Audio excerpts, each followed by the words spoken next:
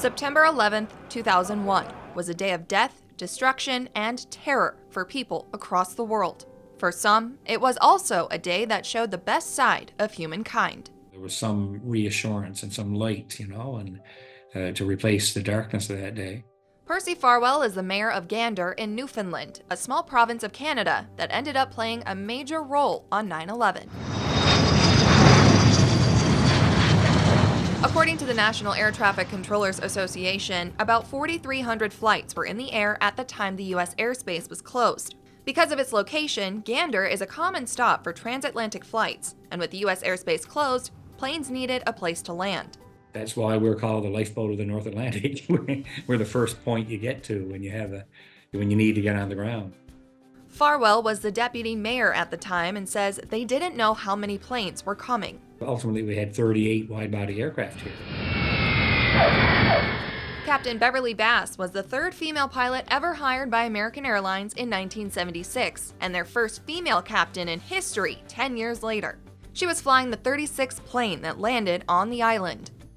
We were over the middle of the North Atlantic when we learned that the Twin Towers had been hit. In total, nearly 7,000 people arrived in Gander, Newfoundland, with a population of nearly 9,000. We nearly doubled their population. After landing, officials needed to make sure there were no threats on board and everything was okay, which meant folks couldn't get out for a very long time. We were on the airplane for 21 more hours, so we had flown for about 7 hours, and we didn't get off for a total of 28 hours. This gave the locals some much-needed time to prepare. They scrambled to find food, clothes, and other resources for the thousands of new arrivals. Mayor Farwell says it was an all-hands-on-deck situation. We emptied out all the local stores, the local Walmarts, these sorts of things.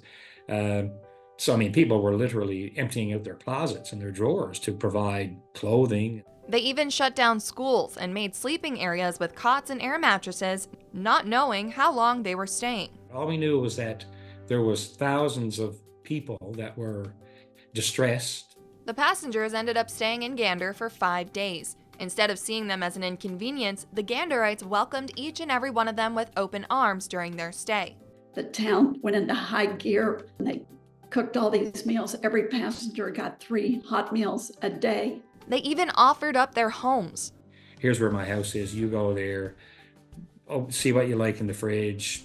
Here's where the towels are. You want to get a nice warm shower in a more private space. Over the span of a few days, close bonds were formed between the locals and passengers. They went from being terrified strangers to being, comfortable guests to being family members that in many cases really were sorry to go. After the 38th plane departed, everyone returned to their normal lives, keeping in touch with their new friends and even visiting each other from time to time. On the 10th anniversary, Beverly came back to the island to visit and had a conversation with David Hine and Irene Sankoff. Did an interview with them, didn't think too much about it, and 4 years later we got a call from the producers inviting us to the premiere opening of Come From Away.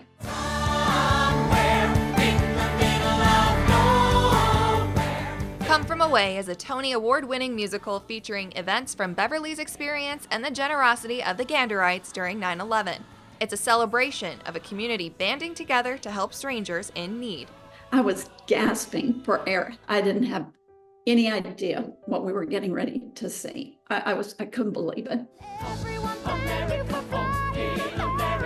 Seeing the events unfold on stage, Beverly says it made her realize things she never thought about before the musical came out. No, I'm fine, Tom. I'm fine. Tom is my husband, and he was sitting next to me in La Jolla when we saw it for the opening. He just buried his head in his hands and probably missed 75% of the show, because what I realized seeing the show for the first time is how that day had much more of an impact on my family at home, because they didn't know where I was. I knew where I was. I knew I was in Gander. I knew I was okay. On an island called Newfoundland, there's an airport. And next to it is a town called Gander.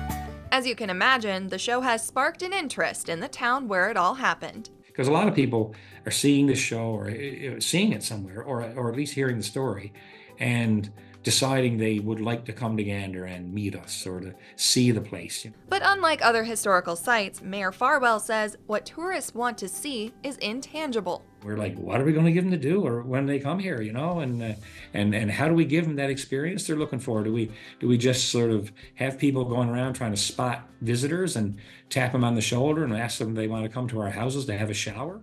Even so, more and more people are learning about the incredible kindness the Ganderites showed complete strangers on a day filled with uncertainty and terror. Though Mayor Farwell says they never wanted anything in return. We didn't suggest that somebody should write a musical about us.